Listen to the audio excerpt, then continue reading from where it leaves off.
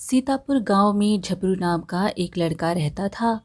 झपरू जब छोटा था तभी उसके माता पिता का देहांत हो गया था। आसपास के लोग, गांव वाले झपरू को खाना दे देते थे जब तक वो छोटा था। लेकिन जैसे जैसे झपरू बड़ा हुआ, लोग उससे कहने लगे, अरे झपरू, अब तो बड़ा हो गया है, कुछ काम काज कर और अपना पेट पाल। कब तक गांव वालों के भरोसे रहेगा? और झबरू उन सब से यही कहता, हाँ हाँ, मैं जल्दी ही काम की तलाश करूँगा। ऐसे ही करते करते झबरू आलसी और कामचोर हो गया। अब गांव वाले भी उसे खाना पानी देना बंद कर दिए। एक दिन झबरू अपने घर के बाहर चारपाई पर लेटा हुआ खुद से बातें कर रहा था। कल से पेट भर के खाना नहीं खाया, लगता है अब मुझे इस चारपाई से उठना ही पड़ेगा और कोई नया मुर्गा भी बनाना होगा, वरना मैं ही मर जाऊंगा भूखा रहकर। परंतु मुर्गा ढूंढने जाएगा कौन? अभी झपरू हुई सोच ही रहा था कि तभी उस गांव की बूढ़ी काकी दिखी। झपरू बोला, राम राम काकी, इतनी धूप में इस बकरी को गोद में उठाए कहाँ चली जा रही हो?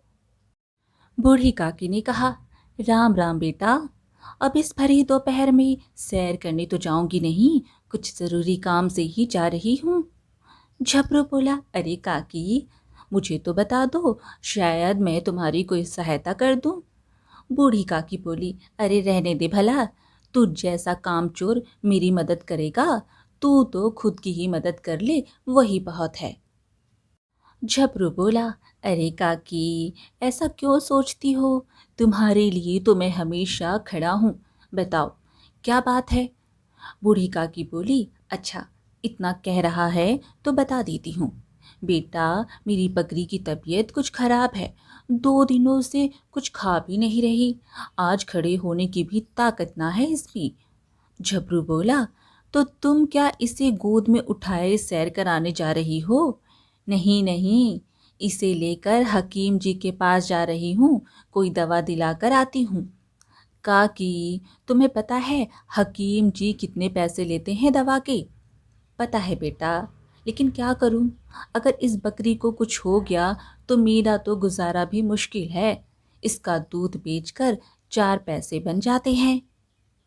काकी, तुम्हें इस बकरी को लेकर हकीम जी के पास जाने की कोई आवश्यकता नहीं है। इसकी बीमारी का इलाज तो मेरे पास ही मिल जाएगा। मैंने कुछ समय हकीम जी के साथ काम जो किया है। हाँ, क्या सच में तुम्हें मेरी बकरी की बीमारी का इलाज पता है?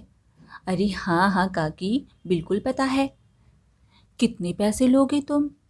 अरे काकी, कैसी बात कर दी आपने, भला आपसे ये पैसे लूँगा मैं? अरे बचपन में आपके घर इसी बकरी का दूध पीने रोज़ आता था मैं। हाँ, जीते रहो बेटा, भगवान भला करे तुम्हारा। जल्दी से मुझे इसकी बीमारी की दवा दे दो। काकी, तुम अपनी बकरी को ना मेरे पास ही छोड़ जाओ, मैं इसकी पूरी देखभाल करूँगा। अच्छा, और शाम को आकर अपनी बकरी को ले जाना। बूढ़ी काकी खुशी खुशी अपनी बकरी को झपरू के हाथों में सौंप कर अपने घर चली जाती है। थोड़ी देर बाद झपरू बकरी से कहने लगा, चल तू, बिल्कुल सही समय पर मिली है मुझे। अब तुझे बाजार में बेच कर कुछ दिनों के लिए भोजन पानी का इंतजाम हो जाएगा। झपरू बकरी को अच्छे दाम में बेचकर खाने पीने का सामान और 3 लीटर दूध खरीद कर अपने घर वापस आ जाता है और आराम से खा पीकर सो जाता है। शाम को बूढ़ी काकी अपनी बकरी को लेने झबरू के घर आती है। झबरू, कहाँ हो बेटा? झबरू बोला, अरे काकी, यही हूँ, अंदर आ जाओ। काकी अंदर आकर कहने लगी, झबरू बेटा, मेरी बकरी ठीक हो गई ना? क्या हुआ था उसे? झबरू बोला, अरे काकी, आम खाओ, आम, गुठली मत गिनो, और यह दूध ले जाओ, तुम्हारी बकरी ने दिया है। बूढ़ी काकी खुश होते हुए बोली, मेरी बकरी ने इतना दूध दिया है? हाँ हाँ काकी, तुम्हारी बकरी ने ही इतना दूध दिया है। बेटा, बहुत बहुत धन्यवाद तुम्हारा, तुमने मेरी बकरी को ठीक कर दिया। कहाँ है मेरी बकरी? अरे काकी, तुम्हारी बकरी बाहर पेड़ से बंधी है, खोल कर ले जाओ। बूढ़ी काकी आवाज देती हुई बाहर गई और फिर अंदर आकर बोली, अरे ओ झपरू, बेटा बकरी तो वहां नहीं है। मैंने तो हर तरफ देख लिया, कहीं नहीं मिली। अरे काकी, वही तो बांधी है, ठीक से देखो तो सही। बेटा, यहाँ चारा तो पड़ा है और रस्सी भी है, लेकिन उस रस्सी में मेरी बकरी नहीं है। क्या कह रही हो काकी? यही तो बांधी थी। अरे बेटा, बकरी है, कोई सुई नहीं जो दिखेगी नहीं। झपरू भी झूठा दिखावा कर बकरी को इधर उधर ढूंढता है और फिर काकी से कहता है, काकी, लगता है तुम्हारी बकरी चोरी हो गई। काकी ने कहा, क्या बोल रहा है झपरू? भला किसने चुराई मेरी बकरी? अरे, किसने चुराई क्या, यही आसपास के लोगों ने ही चुराई होगी। हाँ, लेकिन तुम फिक्र मत करो, तुम घर जाओ और कल एक पाव लड्डू का डब्बा लेकर आना। मैं तुम्हारी बकरी का पता लगा कर ही रहूँगा। काकी बोली, अरे, मेरी बकरी चोरी हो गई है और तुझे लड्डू खाने की पड़ी है, शर्म नहीं आई तुझे? अरे काकी, मैंने एक साधु से ना ऐसी विद्या सीख रखी है जिससे मैं खोई हुई चीज़ों का पता लगा सकता हूँ। देवी को भोग चढ़ाने के लिए लड्डुओं की ज़रूरत है, अपने लिए थोड़ी मांग रहा हूँ। काकी बोली, क्या तेरी उस विद्या से मेरी बकरी का पता चल जाएगा? झबरू बोला, काकी, मुझ पर भरोसा तो रखो। फिर क्या था, फिर बूढ़ी काकी झबरू की बातों में आ गई और उदास होकर अपने घर चली गई। अगली सुबह काकी लड्डू का डब्बा लेकर आती है। झबरू बेटा, यह लो लड्डू का डब्बा, और जल्दी पता करो कि मेरी बकरी को किसने चुराया है। मैं उसे छोड़ूंगी नहीं। झपरू लड्डू का डब्बा हाथ में लेता है और आंखें बंद कर मंत्र पढ़ना शुरू करता है और थोड़ी देर बाद आंखें खोल कर बोला, अरे काकी, मैं देख पा रहा हूँ कि तुम्हारी बकरी तो गाड़ी से शहर को चली गई है। इतना सुनते ही काकी के होश उड़ गए। क्या कहा? मेरी बकरी गाड़ी से शहर चली गई? किसके साथ चली गई? भला मुझे बताया भी नहीं उसने जाने से पहले। अब वो मुझे वापस कैसे मिलेगी? काकी जोर जोर से रोने लगती है। झबरू बोला, अरे काकी, रोना बंद करो और मुझ पर भरोसा रखो। एक काम करो काकी, शाम को ना 1 किलो पेड़ा लेकर आना। मैं पता करूंगा कि तुम्हारी बकरी जो है कौन सी गाड़ी में गई है। काकी रोते गाते अपने घर वापस चली जाती है और शाम को पेड़े का डब्बा लेकर फिर से झबरू के घर आती है। झबरू बेटा, ये ले पेड़े का डब्बा, अब जल्दी से पता कर मेरी बकरी कौन सी गाड़ी से गई है और कौन से शहर को।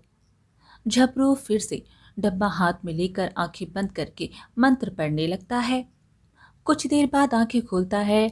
अरे काकी, तुम्हारी बकरी तो जो है ना, बिना टिकट ही बस में जा रही थी, क्योंकि उसके पास पैसे तो थे नहीं, इसलिए बस के कंडक्टर ने उसे बस से उतार दिया है।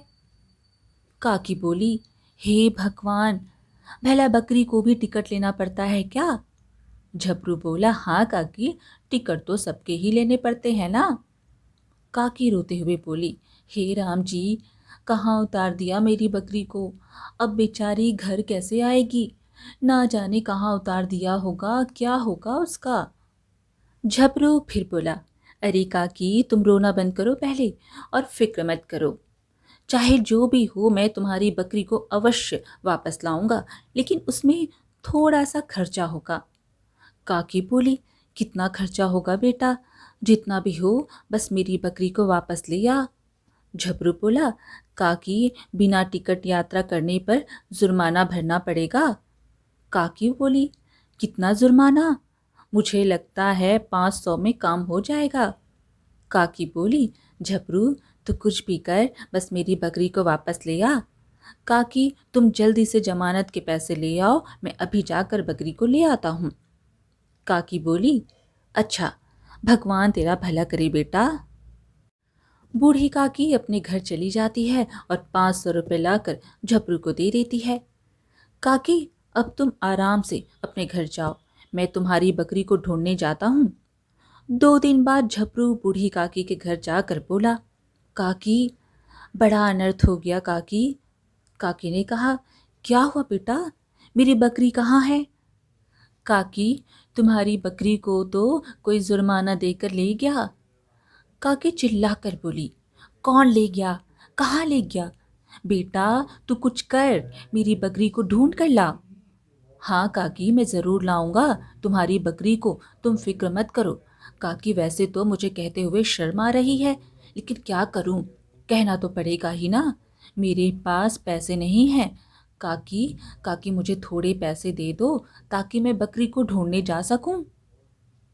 काकी बोली, ठीक है बेटा, ये ले, अभी मेरे पास तो यही 300 रुपये हैं, ले जा, लेकिन मेरी बकरी को कहीं से भी ढूंढ कर ला। काकी तुम फिक्र मत करो, काकी मैं अभी जाता हूँ और इस बार मैं बकरी को लेकर ही वापस आऊँगा। झपरू फिर काकी से पैसे लेकर चला जाता है और आराम से सो जाता है। दूसरी तरफ बेचारी बूढ़ी काकी का रो रो कर बुरा हाल हो रहा था। उसके पड़ोस में रहने वाला नंदू को बाहर तक काकी के रोने की आवाज़ आती है। नंदू काकी के घर आता है और उनसे पूछता है, क्या बात है काकी, इतना रो क्यों रही हो? सब ठीक तो है ना? काकी बोली, क्या बताऊं तुझे बेटा, मैं तो लुट गई, बर्बाद हो गई। नंदू बोला, अरे क्या बात है काकी, साफ साफ बताओ तो सही। बूढ़ी काकी नंदू को सारी बातें बताती है। नंदू समझ जाता है कि झपरू बस पैसे लूट रहा, काकी से उन्हें मूर्ख बनाकर। नंदू अपने मन में विचार करता है, इस बार इस झपरू के बच्चे ने ठगने के लिए बेचारी काकी को चुना है। बहुत हो गया, अब तेरा खेल खत्म करना ही पड़ेगा झपरू। दूसरी तरफ झपरू काकी से लिए हुए पैसों से ऐश कर रहा था। इधर नंदू बाजार के होटल से हड्डियां लाकर झपरू के घर के बाहर फेंक देता है और काकी के घर पर जाकर काकी से बोलता है, काकी बकरी कहाँ है? काकी, आपकी बकरी को झपरू ने वापस ले आया है काकी। काकी बोली, नहीं बेटा, मेरे पास तो झपरू नहीं आया। नंदू बोला, लगता है वह बकरी को लेकर अपने घर चला गया है। चलो चलो, हम दोनों उसके घर चलते हैं। काकी और नंदू दोनों झपरू के घर जाते हैं। काकी वहां जाकर बोली, झपरू बेटा, कहाँ है तू? कहाँ है मेरी बकरी? झपरू बोला, अरे काकी तुम, मैं तो अभी अभी आया हूँ। काकी बोली, बेटा मुझे नंदू ने बताया कि तुम अभी आए हो और मेरी बकरी कहाँ है? झपरू बोला, नहीं काकी, बकरी तो नहीं मिली। नंदू बोला, अरे झपरू भाई, क्यों मजाक करते हो? मैंने तो खुद तुम्हें बकरी के साथ आते हुए देखा था अभी अभी।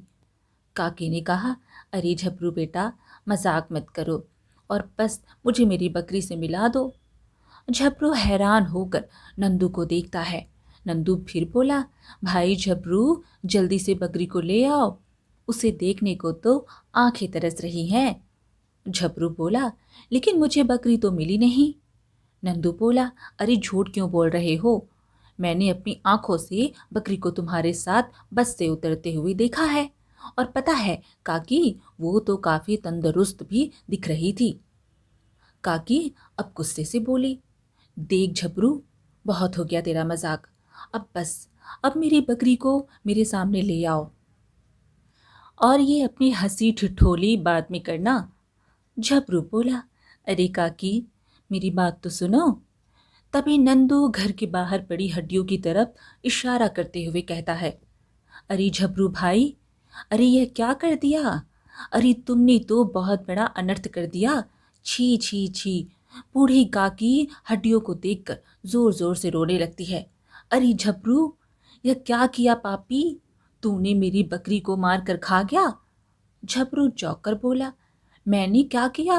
अरे मैंने तो कुछ भी नहीं किया। नंदू बोला, अरे काकी, ये झूठ बोल रहा है। मैंने तुमसे कहा था ना कि तुम्हारी बकरी काफी तंदुरुस्त दिख रही थी, और ये देखो, हे राम, इसने तुम्हारी बकरी को पकाकर खा भी लिया। झपरू बोला, तुम झूठ बोल रहे हो, अरे मैंने ऐसा कुछ भी नहीं किया। नंदू बोला, झबरू भैया, तुमने कुछ भी नहीं किया, इस बात का सबूत ये हड्डियां हैं जो तुम्हारे घर के बाहर पड़ी हैं, देख लो इसे। झबरू बोला, अरे भैया, मैं नहीं जानता यह कहाँ से आई है, और बकरी को तो बस में ले जाया ही नहीं जा सकता है भैया। अरे यह कानूनन जुर्म है। तुमने मुझे उस बकरी के साथ बस में कब देख लिया, बताओ?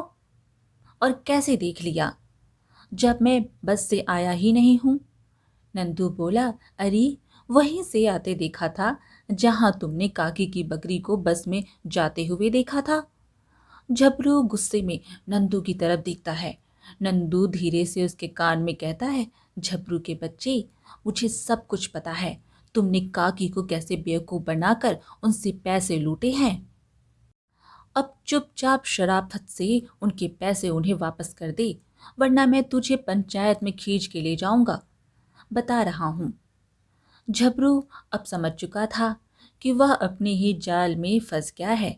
झबरू ने काकी से कहा, काकी मुझे ना माफ़ कर दो। काकी मैं तुम्हारी बकरी को वापस नहीं ला सका। बाकी पैसे तो खर्च हो गए, लेकिन ये 500 रुपये बचे हैं। बूढ़े काकी ने गुस्से में कहा, तू बकरी को वापस नहीं ला सका या उसे खाकर बैठा है? नंदू बोला, अरे नहीं नहीं काकी, मुझे लगता है कि झबरू ने उसे नहीं खाया होगा। मुझे लग रहा है कि मुझे देखने में गलतफहमी हो गई है। ये देखो जरा, हड्डियां बकरी की नहीं है, ये तो मुर्गे की लग रही है। काकी बोली, फिर मेरी बकरी का क्या होगा? नंदू बोला, अरे काकी, तुम्हारी बकरी ना जाने बस से कहाँ पर उतर गई होगी, और उसे ढूंढने में बहुत पैसे भी खर्च हो जाएंगे। अब एक काम क्यों नहीं करती, इतने पैसों में तो तुम बाजार से एक नई बकरी खरीद सकती हो। काकी ने कहा, नई बकरी? नंदू बोला, हाँ हाँ काकी, नई बकरी। अरे क्यों झपरू भाई, मैंने सही कहा या नहीं? झपरू बोला, हाँ नंदू भाई ने बिल्कुल सही कहा, तुमने बिल्कुल सही कहा। नंदू बोला, काकी तुम बाजार से नई बकरी खरीद लो। और हाँ काकी, पैसों की फिक्र बिल्कुल मत करना। झबरू के पास अभी तो 500 रुपये ही हैं, लेकिन कल से झबरू मेरे खेतों में काम करेगा और उसकी दिहाड़ी के पैसे मैं तुम्हें ला कर दूंगा, ताकि तुम नई बकरी खरीद सको काकी। काकी बोली, लेकिन तुम झबरू की दिहाड़ी के पैसे मुझे क्यों दोगे? नंदू बोला, अरे काकी, झबरू दिल से चाहता है कि तुम्हें तुम्हारी बकरी मिल जाए। क्यों झबरू भाई, सही कहा ना मैंने? झबरू मरता क्या ना करता, उसे अपना सर हाँ में हिलाना पड़ा। लेकिन उस दिन के बाद से झबरू को अच्छा सबक मिल गया और उसने लोगों को बेवकूफ़ बनाना छोड़ दिया और मेहनत मजदूरी करके अपनी ज़िंदगी हंसी खुशी बिताने लगा। आज की कहानी यहीं पर समाप्त हुई। फिर मिलेंगे एक और कहानी के साथ। कहानी पसंद आए तो लाइक शेयर ज़रूर करें और चैनल को सब्सक्राइब करना बिल्कुल ना भूलें। धन्यवाद।